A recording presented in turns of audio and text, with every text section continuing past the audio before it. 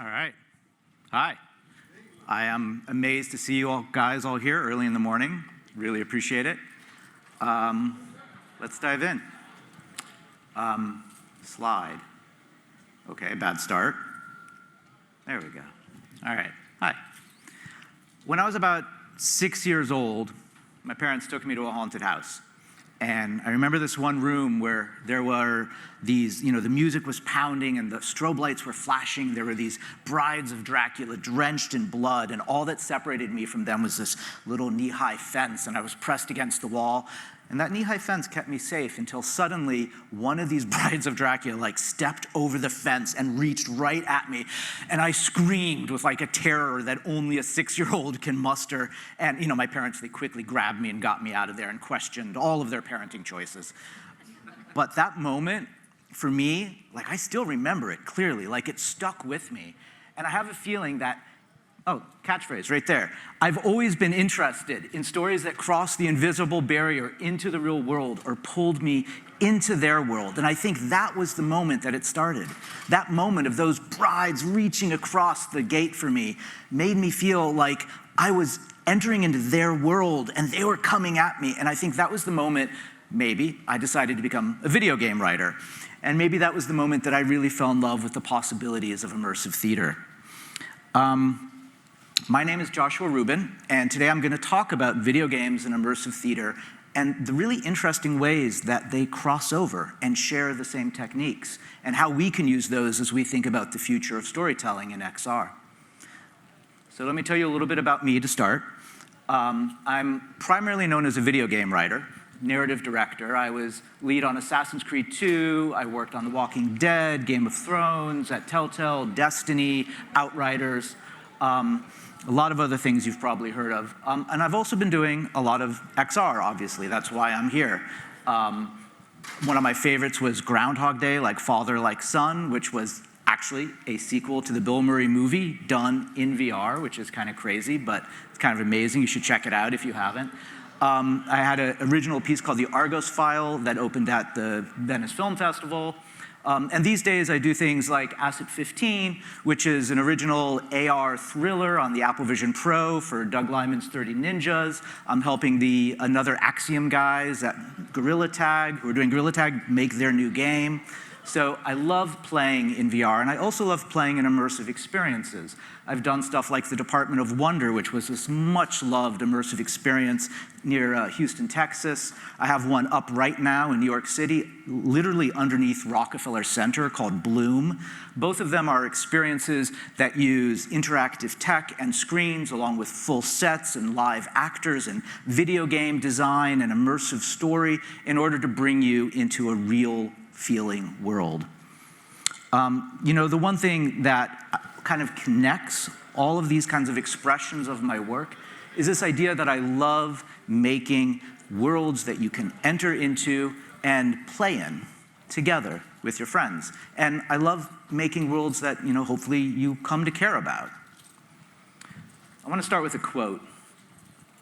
The ability to experience a story with another person that you live together rather than watch together, inside of what is essentially an authored dream. This will fundamentally change not only the way we connect to stories, but the way we connect to each other. This was from Chris Melk in 2018. What is that, nearly the beginning of VR? I've always kind of looked to this quote as kind of a North Star for the kind of stories I want to experience and the kind of stories I want to make. But what do you call these kinds of stories? Well, there's one thing we all know about story in XR. It's not a sit back and watch experience, right? It's fully lean in and engaged. You are in it. You are fully there. When you are in XR, you don't want to be told a story.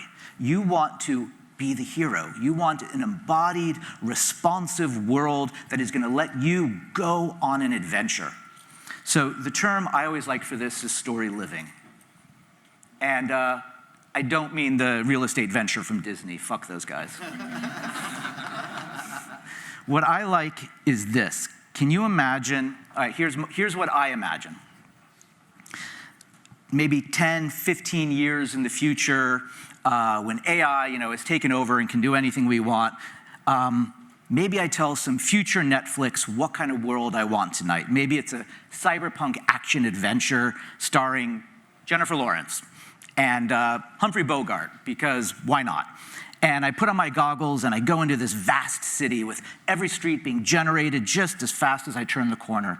And everywhere I go, there are story magnets, there are mystery hooks to draw me in, there are sympathetic characters that hopefully I will come to care about. I choose a direction, I go down an alleyway, I'm led into a mysterious noodle shop, and in there I'm led into a call to action. See, I want all of these greatest tools of movies and theater and video games to yank me out of my seat through the proscenium and send me on a mission where I have to act fast and now, right? Come with me if you want to live. We all want to hear that. Not in real life, maybe, but definitely in a story world. We want those adventures. And then Jennifer Lawrence and I, we race out and we're racing from the bad guys and we have to hide in a drain pipe and we talk to each other, and that conversation, it's whispered and tense and dangerous and real. Is she AI? Is she an actor paid to play with me, or is she another player role-playing with me? Any of those could work, but what's important is that I'm feeling it, I'm living it, I'm in the adventure, and the story is surrounding me, it's growing and branching and changing to accommodate me and my choices, right? And it's not just spewing AI endless randomness at me. We don't want endless choice. We want coherent story worlds that feel authored even as we make choices in them, that give us theme and meaning and catharsis. Right, this is the dream. This is my dream. So what is story living? It's role-playing, plus deep immersion, plus a rich possibility space, plus a coherent story world. Sounds great. So how do we get there? Well, we all know AI developing massively, so fast, it won't be long before it probably can take us on vast, immersive, on-demand story worlds. And there are also plenty of people out there right now who are trying to teach AI all of these techniques of theater and immersive games. Meanwhile, there's also a growing industry of live theater makers who are working with VR to create immersive story.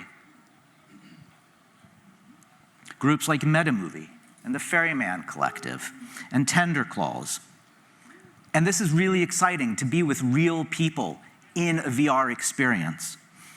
But what's needed is a kind of standardized best practices and techniques that everyone can use to make responsive story worlds. We can find so many of these techniques already really well established in practices in the long history of video games and immersive theater. So, So the goal of this talk is to catalog and survey the most essential of these talks. This is jumping fast. All right. So I've broken them down today into 10 of the most essential of these techniques, and I'll talk about each of them. Open world, first person, you can read them all.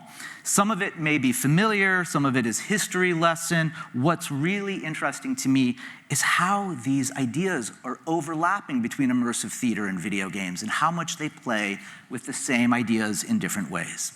So, if you're ready, let's dive in. That's really jumpy. All right, open world. Okay. Now this is a concept, you probably all know it. It comes from video games. It means a game where a player can roam freely, given freedom in how or when to approach a problem. You're not being led around by a story. You're there to discover story. So the original Legend of Zelda was one of the first. I'm sure you played it as a kid. GTA, one of the first that really put the concept on the map, right? It gave you this massive, sprawling landscape with a promise of fun things to do wherever you go exploring. The latest Zeldas, right? Breath of the Wild, Tears of the Kingdom. These are considered by many to be some of the best games of the past decade. They give players these endless landscapes, mysteries everywhere, self-directed exploration. So now let's talk about immersive theater. Because open world design has been essential to immersive theater since the beginning. The ability to move, to follow different characters and see what you want to see. So Tony and Tina's Wedding. So this was the first immersive theater I ever became aware of when I was a kid. It totally fascinated me. So the idea was, this was a 1988 off-Broadway play where you were treated as a guest at a wedding, and you were served dinner and invited to dance, and there were characters arguing and bickering and fighting all around you. This was the beginning of this idea of it's happening everywhere and you are part of it. Going even further back, La Fura del Baus, or Theater Without Prosceniums. They were a Spanish theatrical group founded in 1979 in Barcelona, known for their urban theater, their use of unusual settings like warehouses or giant navy yards. They completely blurred the distinction between audience and actors. They created these massive experiences that literally exploded all around you. There were no seats. Like, in fact, players often had to run to dodge out of the way of galloping horses or massive fire machines. These were literally dangerous performances. This was before my time. I would love to have gone. Has anybody here ever been to a Alfero Bues performance? Okay, that's too bad, because I was hoping to talk to you after the show. So, check these guys out. Punchdrunk. These you probably know. The most famous, successful, contemporary immersive theater troupe that has really put open world design in theater on the map. Now, Punchdrunk, if you don't know them, they're a British theater company formed in 2000 by Felix Barrett.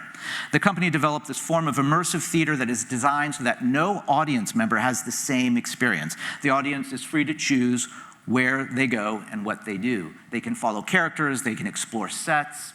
Their most famous performance is Sleep No More, which has run in New York for 12 years. Go see it while you can. They've been threatening to close it for about a year now, every weekend. You have an entire multi-story hotel, the McKittrick Hotel, filled with strange and fantastic sets, and dozens of characters, all rushing from one story to another. The only rule is that you wear a mask to separate the audience from the performers.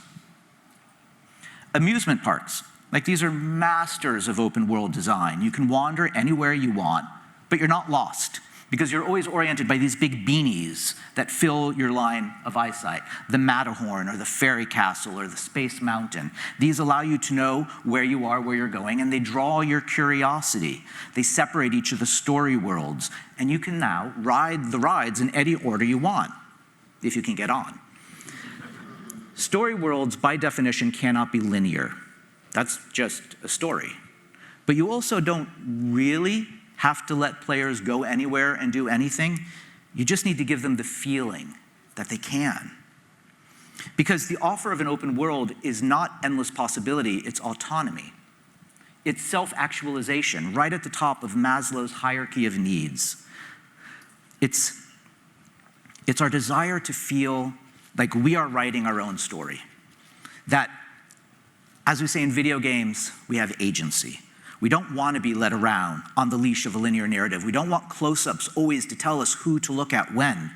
We want to be as autonomous in a story as we can be in real life, or maybe even more than we can be in real life. First-person POV. Number 2. Hand in hand with having autonomy is that you are the one having it. This may seem obvious, but even the most popular immersive shows like Sleep No More, they ignore this. I mean, their shows are fantastically engaging as you make your own version of the story by choosing who you're going to chase around after. It can be totally exasperating trying to figure out what you're supposed to be doing there. And the main thing that separates you from everything is that it's not your story that's happening. Now, for video games, first-person POV has been around since the very beginning. Mars Wars was the first, and this was a bunch of computer geeks who built this for themselves and then literally invented the internet so they could play it together. True story.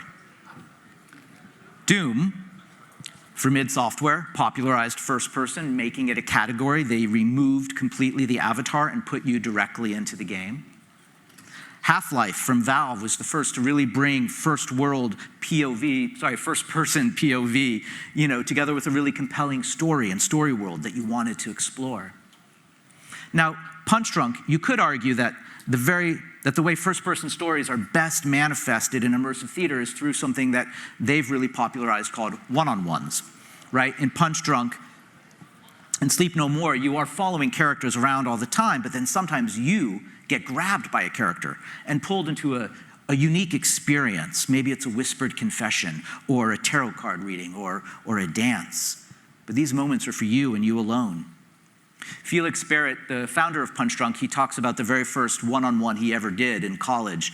He designed an immersive theatrical experience where you show up at a pool late at night, and there is a woman swimming laps while La Danse de Mer by Debussy plays. And after about 5 minutes of swimming, she gets out of the pool, comes up to you, wraps her arms around you in an embrace, leans in to kiss you, and then spins you around and throws you in the pool. You can argue whether this is theater or not, but you can't argue that it's not a first-person experience. Boom. Then She Fell is an experience, a performance that is entirely about the first-person experience. Only about 15 people can experience it at a time. The audience comes in and then they're separated into single and double, and they go off and they explore this hotel. And in every room they find actors and dancers who lead them into a personal experience. Sometimes there is food to eat or things to drink, or that wouldn't last very long. Dances to participate in with them. And this intimacy between performer and audience is deeply first person. Felix Barrett had this line, he's like, when there's only two people, how do you know who's the audience and who's the performer? In Then She Fell, you were not watching a character have an experience. You were having an experience.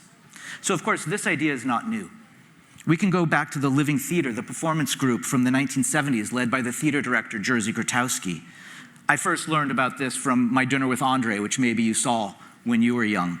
In it, there's this amazing moment where Andre Gregory tells Wallace Shawn about this winter that he spent with Grotowski's troupe in Poland, and he describes this one performance that always kind of awed me and devastated me in its first-personness. He says, in this performance, the audience member is taken into a basement of a building, and they are told to write their last words.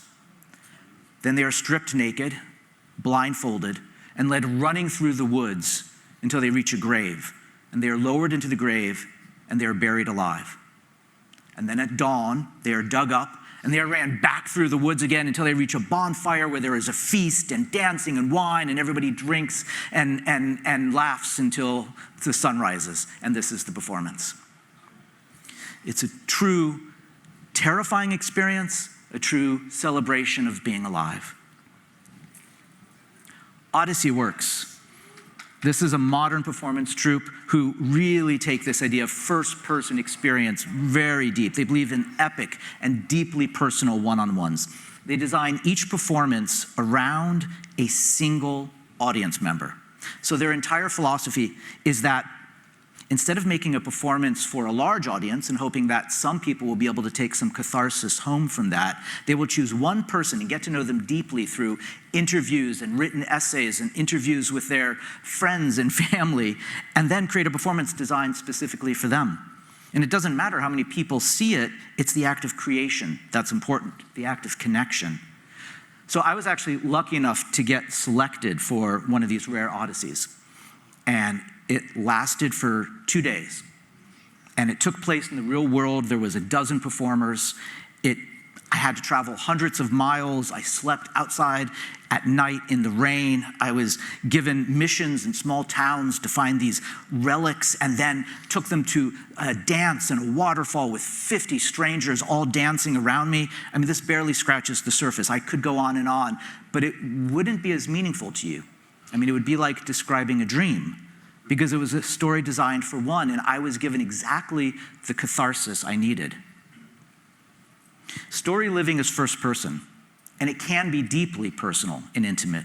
So as storytellers, we have a responsibility to use that power with care and give something meaningful that the audience can take back into their lives. 3, suspension of disbelief.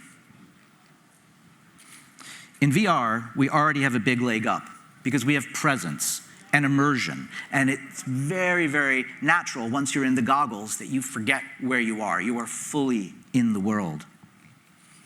In theater, if we're in there with our friends, it is actually very distracting. A character is being all serious and intimate, and someone always makes a joke or giggles, and it's hard to suspend your disbelief with a group of friends. But we want to have those experiences together.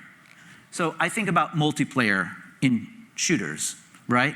Groups in shooters, they are rarely going to stop to listen to your cutscene. They're rarely going to care why they're shooting aliens in the head. But that doesn't mean that they aren't engaged in the story world. They don't want to stop and listen to dialogue because they don't want to miss what their friends are saying. But they want to be immersed together in the action and the danger and the tension of the experience together. When I've written shooters, I have always had a sign over my head that says, "Brevity is the soul of wit," AKA press X to skip. When writing for story living, you need to remember whether it's a solo experience or a group experience that your characters and their backstories and all of your luscious lore, it's not what's important. What's most important is that the story has to be coming to the players through their actions and through their expression of the world itself. So let's talk about how you do that. And the next one is environmental storytelling. No, it's not. It's sanctity of the story world. So this is a phrase I love. It basically means a diegetic world. So diegesis, of course, comes from Aristotle, from ancient theater. It means things that are in the same world as the characters. Now, in movies, diegetic music is occurring within the story. It's being played by music that can be heard by the characters, not just a soundtrack laid on for the audience. In video games, we talk about diegetic design. Metro Exodus is such a good example of this. So in this game, your map is taped to a leather binder. It's not a menu that you reach by pushing A. When you're crafting, you're not hidden in a menu screen. You need to take your backpack off and stoop down, and you are exposed to the enemies as you are trying to make your med kit.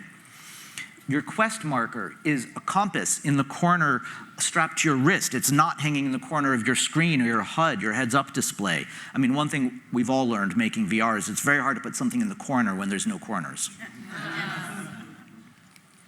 Next up is environmental storytelling. So this is hugely important. And honestly, environmental storytelling was not an idea or a technique that I ever learned anything about as a screenwriter in Hollywood.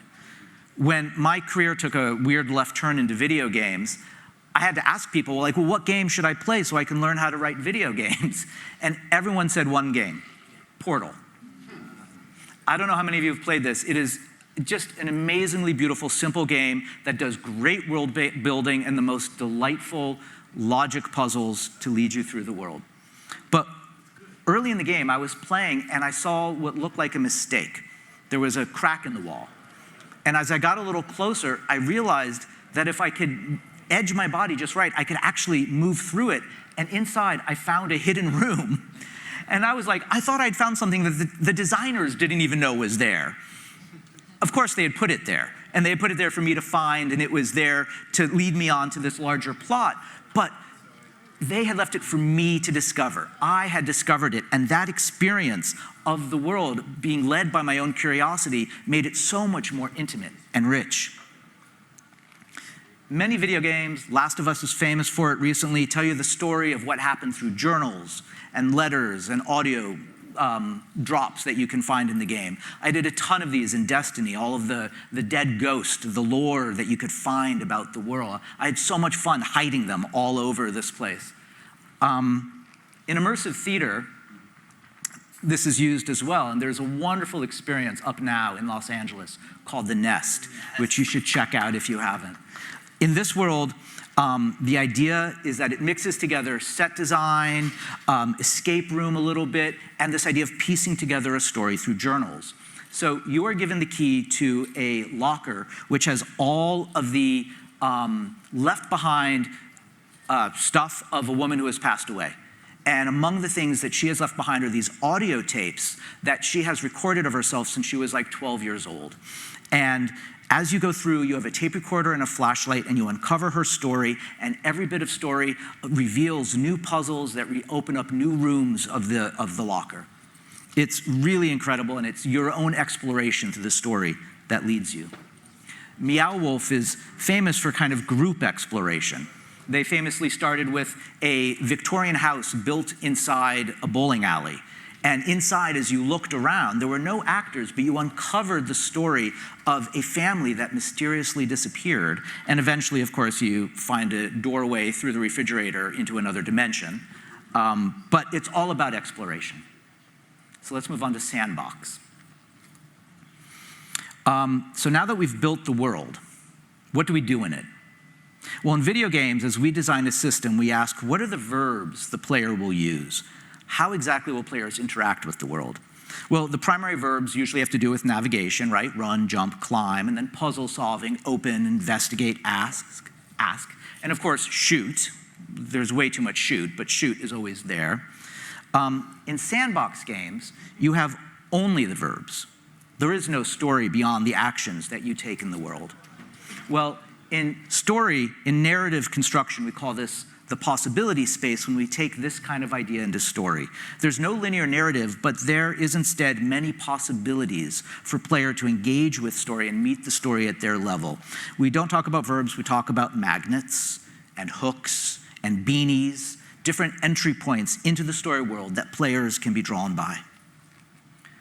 Meow Wolf always offers a fantastic version of this. Every corner you turn offers another surprise or delight if you want it, but you don't have to. You can just have the experience of turning corners and being surprised and delighted.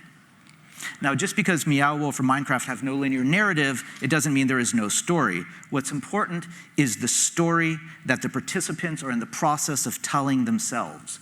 It's their story.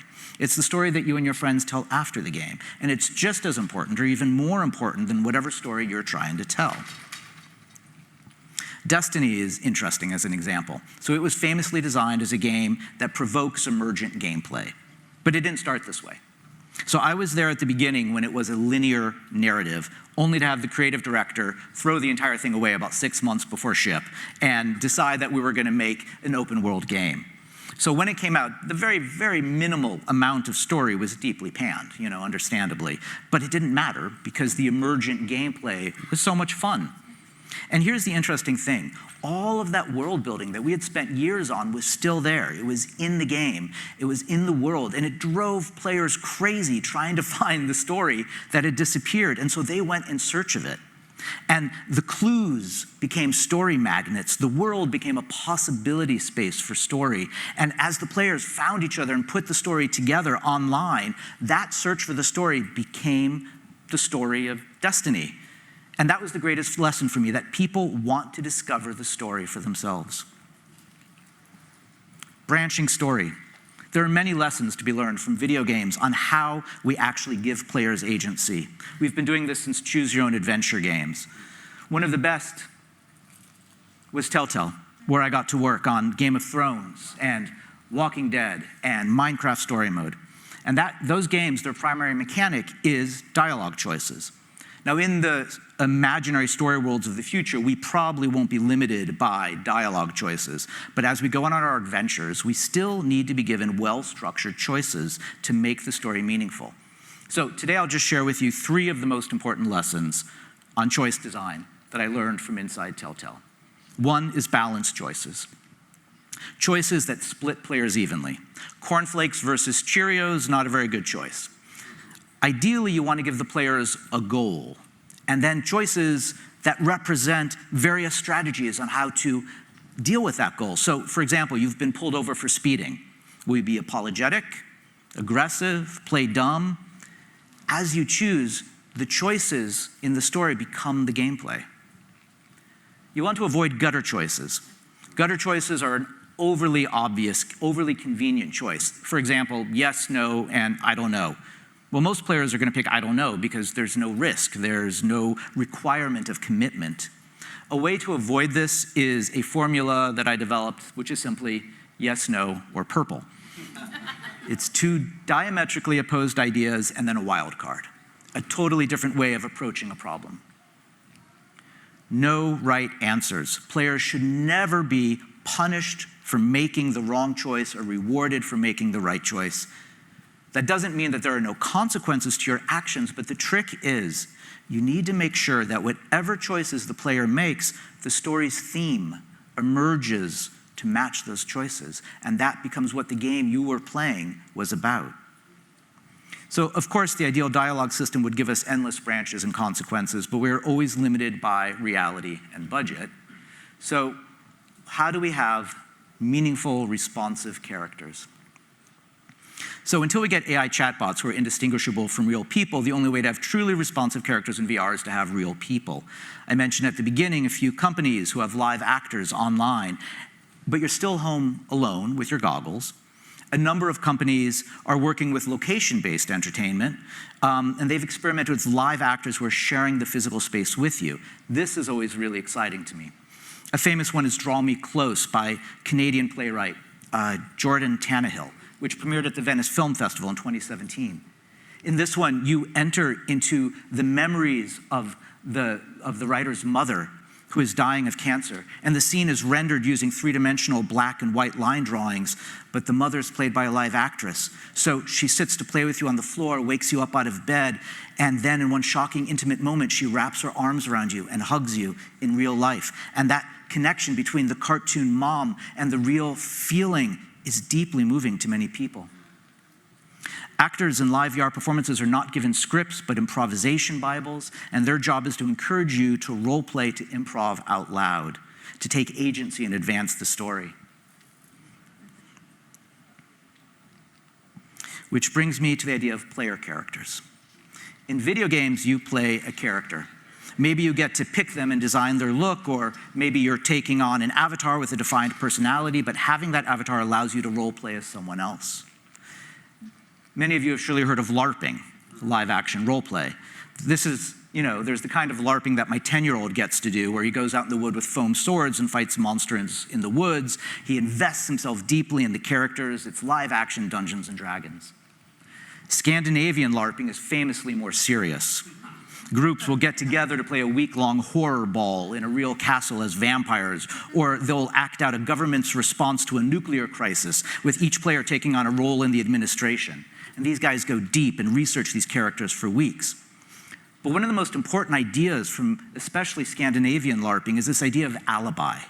The change in mood or environment that gives you the excuse you need to let go and do something that you wouldn't normally do in public. When we go to a nightclub, the low lights and the music are giving us an alibi to dance. In VR, putting on the helmet is that alibi. You're entering into another world. You're putting on your avatar. You're forgetting about your physical space or even your body. And if everybody around you, your scene partners, your players are fully immersed in the make-believe world, it becomes the new normal. But role-playing is a very high bar of entry for many. Story living is not for everyone. Some people may want to engage in the world and explore it, but maybe in a more limited way. Amusement parks talk about three kinds of visitors: waiters, swimmers, and mermaids. Waiters, of course, they want to be in the story world, but they're not going to go deeper than their knees. They just want to feel it around them. The swimmers want to explore every nook and cranny. They want to really see everything that's there. And the mermaids, they never want to go home. I'm a mermaid, without question. I want to go deeper into story, have it be more real, more endless than has ever been created. But the story worlds we create are still limited by a budget and scope and time, and you can only explore the world as far as the writers have written, the artists have designed, actors available to play characters. I mean, yes, AI is moving so fast that it probably could learn all these rules and techniques and create an endless sandbox for us to play in, and that's thrilling. I mean, how often do you get to be alive at the birth of a new medium? But it's also scary. Role-playing with actors or other players, on the other hand, is incredibly immersive and intimate, but it's not scalable. Or is it? All right, here's a fun dream scenario to end with. What if we had 1 million VR actors? Enough actors to populate an entire city of characters. And they don't have to just be waiting around for someone to come into their tea shop and talk to them. Actors could be working from home, assigned to hundreds of characters, and leap into a virtual NPC just as someone comes and interacts with them. And what if it wasn't like, a low-paying service industry job or just art that you were doing, but if acting in each other's stories, being of service to each other, for each other's fiction, was considered important? And what about artists and writers? What if we had 1 million writers and artists? Now there's the famous line, if 1 million monkeys were all given 1 million typewriters, they could produce Shakespeare. But I realized recently, we are the monkeys. And we did produce Shakespeare. This is, the only thing stopping 1 million writers from creating an endless responsive story world for us to play in is the budget to pay them. But what if that budget existed? What if creating a story world full of joy and mystery for our shared virtual space was considered important? Noah Yuval Harari, the futurist, talks about this positive AI future, right? Where so much of the work of the world has been taken over by AI that universal basic income becomes the norm and humans need to find something else to do with their time. So if this leads to many of us spending our lives in the metaverse, as so many sci-fi writers have worried about and gotten excited about, it's going to be up to us to make that virtual place a place worth being. What if that was a national priority? What if there were a government agency for story worlds, like the Depression-era Work Projects Administration under the New Deal that put artists to work during the Depression? This could be the Story World Agency, the SWA, and it could literally fund millions of actors and writers and artists to create this endless story box, this endless possibility space for us to play in together. Okay, this is...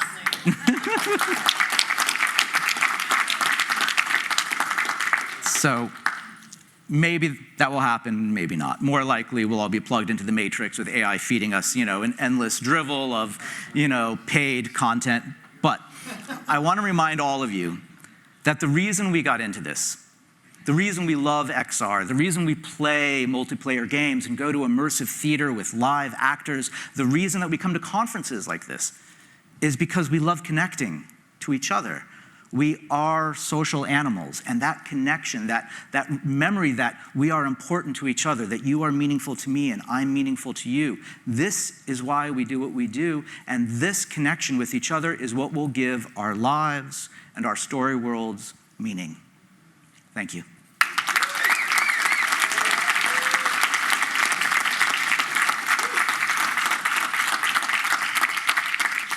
And I have 2 minutes left, 1 minute, amazingly, so I can take a question or two. Yes? Thank you. Thank you for the waiter, swimmer, mermaid taxonomy. As a waiter who would like to be a mermaid, I'm a writer, so you can imagine I pause when I talk.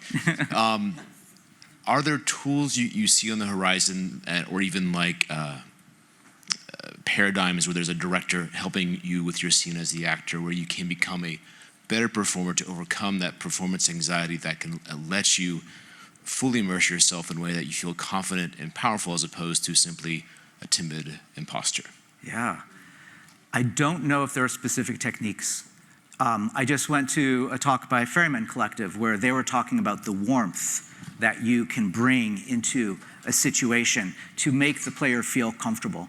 And so much of it is about creating that alibi, that place that feels like we are in a safe space that we can play together. And it's also that everyone who is in the experience is giving themselves over to it and making it real by believing in it. And that suspension of disbelief is so important. But it's always hard to role play. And it's always hard to find that line between role playing and being yourself and how much of yourself to give to a part. I can say I did a meta movie experience last week where I came into this space adventure as a rogue. I said, "Hi, my name is Grok and I'm from the planet Blimey." And I tried to keep that accent up for 2 or 3 hours. And it was hard. But what was most interesting was that when I was actually given choices, like when my buddy, the blue kangaroo alien dude said, "Hey, you want to just kill our friends and take all the money?" I couldn't be a rogue. Suddenly I was like, well, but they're really nice, and I don't want to, cut off any story possibilities if they're gone. And I found that I couldn't not be myself in the experience because I was so fully embodied in it. So I did keep the accent, but I was me. Yeah. All right. I will be around afterwards for a few minutes if anyone wants to chat ideas or argue with me or ask any more questions. And I will add also, needless to say, I have a plan for how to take all of these techniques and create the most immersive story world ever. So if any of you are interested in talking about that and have funding, please talk to me after. Thank you.